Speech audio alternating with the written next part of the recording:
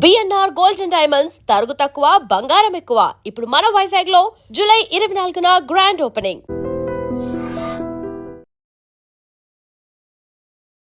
ఇంత జీవితం చూశారు, ఇంత సక్సెస్ చూశారు, ఇంత డబ్బు చూశారు, ఇన్ని బంధాలు చూశారు.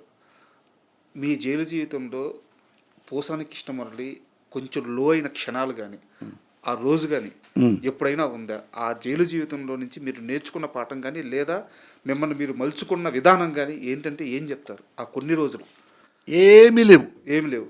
ఎందుకు చెప్పంటావా?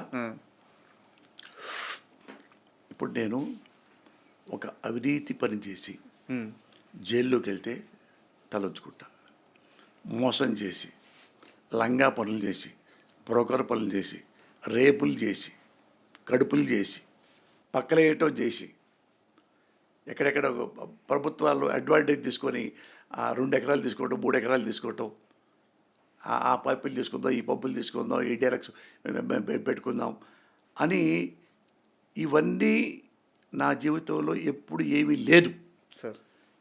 ఇప్పుడు ఇది నేను గట్టిగా మాట్లాడతా, అది మీకు తెలుసు, నాకు తెలుసు. గట్టిగా మాట్లాడటం అంటే నా గొంతు పెద్దది అంతే. అంటే కోపంతో కాదు, నా గొంతు పెద్దది, అర్థమైందా? రాఘోపాల గొంతులాగా. అది అడుగుతా. నేను రాజకీయాల్లో మాట్లాడవలసి వచ్చినప్పుడు ఎన్ని ప్రెస్ మీట్లో తీసుకుని బయటికి కావాలండి మీరు. ఎందుకు నాకు సమాధానం చెప్పలేరు? నేను మామూలుగా అడుగుతా. మంత్రులు అడగమన్నా, ఇంకోటి అడగమన్నా, ఎవరు అడగమన్నా, మరి నాతో నన్ను నోరు మూపించవచ్చుగా సమాధానంతో. ఎవరు మూపిస్తా. అదే నేను చేసేది. ఇంకో బ్రోకర్ పనులు చేయలే ఇప్పుడు నేను. సార్ మరి ఎందుకు బాధ లేదు. నాకు రాజకీయాల గురించి మాట్లాడడం ఇష్టం లేదు, కానీ మీ క్యారెక్టర్ తెలుసు సార్. మిమ్మల్ని చిలకలూరిపేటో సంథింగ్ ఎక్కడో టికెట్ ఇచ్చి ఎమ్మెల్యేగా పంపిస్తే ఓడిపోతాను కానీ 1 క్వార్టర్ ముందు పంచను, 10 రూపాయలు డబ్బులు ఇవ్వను అని చెప్పి స్థిరంగా నిలబడ్డ మనిషి మీరు కాదు. అంటే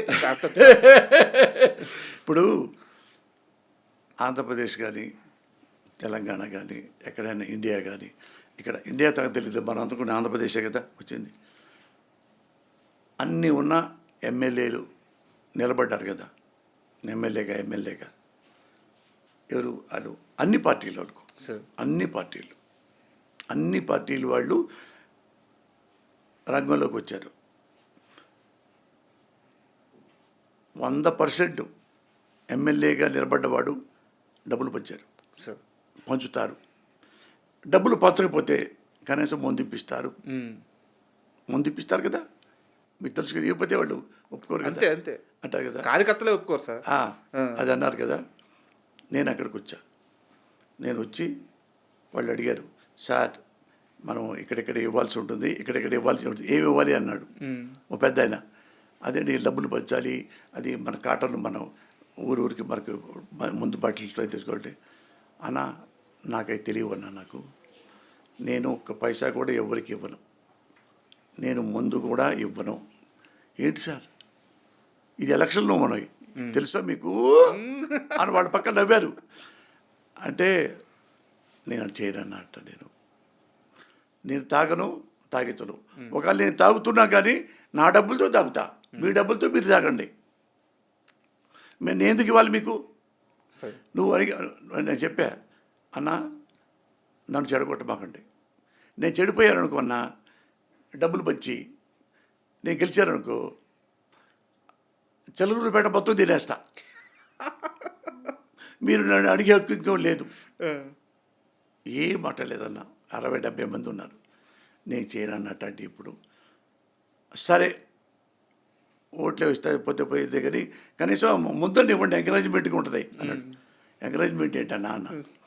ఏమంటే వాళ్ళు మరి అటు మాట్లాడుకోవాలి, వాళ్ళు పాంప్లెట్లు పంచుకుంటూ ఉండాలి, వాళ్ళకి కొంచెం ముందు అంటే వాళ్ళ డబ్బులు తాగి మందుకు చేసుకోమన్నా. నేను చేయనన్నా. నన్ను పాడు చేయొద్దన్నా అన్న. అరే మందు పట్టడం కూడా పాడు చేయడం ఏంటండి అన్నాడు. ఆయనంటే అన్న తల్లి సాక్షిగా చెప్తున్నా, నేను పైసా కూడా ఇవ్వను.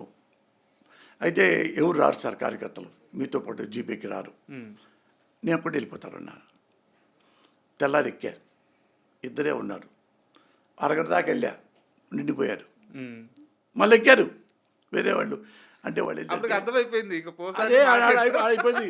జర్నలిస్ట్ చెప్పాడు అలా అన్నారండి, ఈడంతేనా ఇంకేం లేదు, అది మరకాదు కాదు, ఎక్కేద్దాం పద అని ఎక్కారు. సో తెలుసు సార్ అది. అయితే ఈ ఆపరేషన్ అరుణారెడ్డికి సంబంధించిన సినిమా గురించి నాదొక ప్రశ్న సార్. మీరు చాలా అలవోకగా నైటీ వేశారు, చాలా అలవోకగా చీర కట్టారు. సో పోసాని కృష్ణమూర్తిలో ఏది చేసినా స్క్రీన్ మీద వర్కౌట్ అవుద్ది. సినిమా ఇండస్ట్రీలో ఆయన ఎక్కడ పెడితే అక్కడ బంగారమే. అయితే ఆ మెంటల్ కృష్ణ సినిమాని నేను టైర్ 1 టైర్ 2 ఇలాంటివి నమ్మరు కానీ, బట్ మీకు క్వశ్చన్ అర్థం అవడానికి చెప్తున్నాను. ఒక టైర్ 3 హీరోకి మెంటల్ కృష్ణ సినిమా రాశారు మీరు, తక్కువ మార్కెట్ ఉండే హీరోకి. అతను కూడా నైటీ వేసుకోవడానికి ఇష్టపడకపోతే మీరు ఆ సినిమా తీశారు. అయ్యో పెట్టలే, ఆయన సిగ్గుపడ్డాడు. సో పేరు ఎందుకు లేని నేను పేరు చెప్పట్లేదు. అవును, అంటే ఆ హీరో కూడా వేసుకోకపోతే మీరు వేసుకున్నారు. తర్వాత కాలంలో సార్ మీ తరువాత ఈ రోజుకి కూడా మళ్ళీ అంటే చిన్న చిన్న దెయ్యాల సినిమాల కోసం వేసుకొని ఏదో లారెన్స్ గారు ఇలా చేశారు కానీ, బట్ ఆ తర్వాత మళ్ళీ అలా చీర కట్టుకుంది ఒక అల్లు అర్జున్ గారే. పుష్ప సినిమా చూస్తున్నప్పుడు ఆయన అలా చీర కట్టుకొని అటువంటి ఒక పెద్ద mass hero, pan India hero. అవును, మీకు చూసినప్పుడు ఖచ్చితంగా మీకు ఏదో ఒక ఫీలింగ్ కలిగి ఉంటుంది కదా, ఒక ఇంప్రెషన్ వచ్చి ఉంటుంది కదా. అవును, అది షేర్ చేయండి సార్. అది వాళ్ళందరికంటే నేను మెంటల్ కృష్ణలో నైటీ వేసుకున్నా. అవును, నైట్ ఇంకా అన్యాయం కదా, చీర అంటే ఏడ కప్పుకోవచ్చు, నేను ఎక్కడ పెట్టుకొని నైటీ వేసుకొని నేనేమన్నా ఇసరా అని అనుకొని వస్తే ఒక హీరో వద్దన్నారు. వద్దండి అది వద్దు అంటే నేను అడగల, అంటే కన్విన్స్ చేయలే, అతనికి ఇష్టం లేనప్పుడు తప్పు. అది ఇంకొకటి మళ్ళా శివాజీని అడిగా. శివాజీ లైన్ చెప్పిన తర్వాత బాగుందన్న, కథ చాలా బాగుంది, హిట్ అవుద్ది, ఇది గ్యారంటీ మనం చేద్దాం అంటే అతనికి ఏంటంటే నైటీ నచ్చింది. అతనికి నైటీ నచ్చింది. ఎందుకంటే శివాజీ సినిమాలు చేశాడు కదా, టేస్ట్ ఉన్నోడు, కొంచెం కథ పల్స్ తెలిసిన మనిషి. అందుకని అందులో ఈ నైటీ వేస్తే నాకు మంచి ఇంకా బాగా క్రేజ్ వస్తుంది అన్న భావన కూడా ఉంటుంది. అంటే క్లెవర్ కదా మనిషి, కాస్త సబ్జెక్ట్ తెలిసిన మనిషికి అర్థం అవుతుంది. అవును, అట్లా అయిన తర్వాత నేను సంతోషపడ్డా. అయిన తర్వాత మళ్ళీ ప్రొడ్యూసర్ గారు వచ్చి మాట్లాడి కూర్చున్న తర్వాత నాకు కూడా డౌట్ వచ్చింది. అంటే శివాజీ ఏమో స్మూత్గా ఉంటాడు, సన్నగా చిన్నగా ముద్దుగా అట్లా ఉండేవాడు. మళ్ళీ ఇతను ఇది వేస్తే, గౌన్ వేస్తే, నైటీ వేస్తే అంటే ఎమోషన్గా రాదేమో, అంటే భయపెట్టే మనిషిలాగా ఉండడేమో, ఒక చిన్న సైజులాగా ఉంటాడు కదా, సన్నగా ఉంటాడు. నేనంటే హైట్గా ఉంటా, 6, చెప్పులు వేసుకుంటే 6'1" అవుద్ది. మీరు ముందు రాసిన హీరో కూడా చాలా పెద్ద హైట్ లేండి. అవును, అట్లా అలాగా అది చేద్దాం అనుకుంటే ఈ నైటీ క్యారెక్టర్కి సూట్ అవ్వాల. ఇది శివాజీ. నాకు ప్రొడ్యూసర్ గారు అనుకున్నాం, కొద్దిగా శివాజీ స్మూత్గా ఉంటాడు, ఇది నైట్ అయితే బాగోదేమో అతనికి అనుకొని, అంటే అయితే మీరే చేయండి అన్నాడు ప్రొడ్యూసర్. నేను అట్టా మరి బీరేసి గిరేసి నాకేముందంటే, బీరేసి ఏమక్కర్లేదు సార్, నాకు ఇష్టం, మీరు చేయండి, పోతే పోయింది వచ్చి వచ్చింది, చేయండి, నాకు గ్యారెంటీ చూశాక మీరు కథ రాసేటప్పుడు ఆ మాట రాసేటప్పుడు చూశాను నేను అంటే ఆయనే చెప్పాడు, మోహన్ వడ్లపట్ల గారు. ఎంత డబ్బులో అంతే ఇచ్చాడు, డబ్బులు ఇచ్చేసి ఇస్తే సినిమా హిట్ అయిపోయింది. ఒక్క రోజుకే డబ్బులు వచ్చేసినాయి. అది అట్లా కుదిరింది. ఆ తర్వాత నా నైటీయే వేసిన వాడిని చీర కట్టుకోలేనా, అంతకుముందు అల్లు అర్జున్ ఉన్నా కట్టుకున్నా, ఇంకోళ్ళు కట్టుకున్నా, ఇక డోంట్ కేర్. అందుకని ఇది నాకు సూట్ అవుద్ది నా క్యారెక్టర్కి అనుకుని రాశాను చీర కట్టుకొని. చూశారుగా మీరు ఆ టీజర్ చూస్తుంటే మీకు మాత్రం యాప్ట్ అయ్యే క్యారెక్టర్ లాగా ఉంది అది. అవును, అంటే ఒక హీరో కట్టుకోవాలంటే కొద్దిగా ఇబ్బందిగా ఉంటుంది ఎవరికన్నా. పైగా ఏంటంటే సూట్ అవ్వాలి ఆ కథ, ఆ కథ సూట్ అవ్వాలి. ఏ చీర కట్టినప్పుడు అతని యాక్టివిటీ ఎలా ఉండాలో అవన్నీ ఉండాలి. ఉంటే అప్పుడు జనం అందరూ చూస్తారు, నవ్వుతారు. లేకపోతే కొంచెం వెగటుగా ఉంటుంది నచ్చకపోతే.